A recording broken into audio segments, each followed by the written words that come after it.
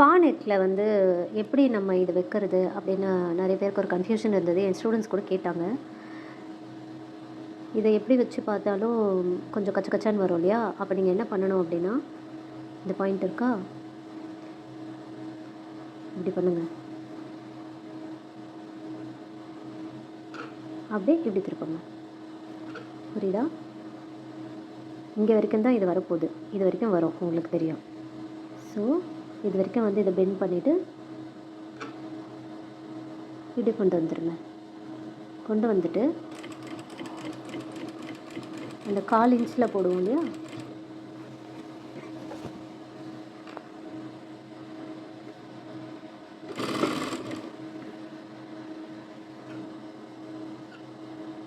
அதே மாதிரி இந்த ஷேப் பாருங்கள். இது பா நெக் கிடையாது. இப்படி வந்துட்டு இப்படி க்ராஸாக வருது.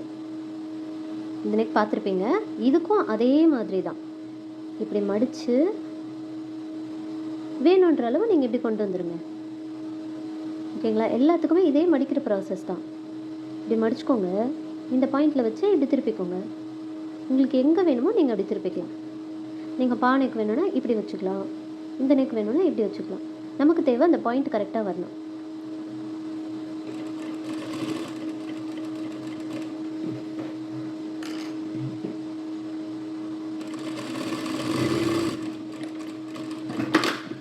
இப்போ நீங்கள் இந்த இடத்த கட் பண்ணிக்கோங்க.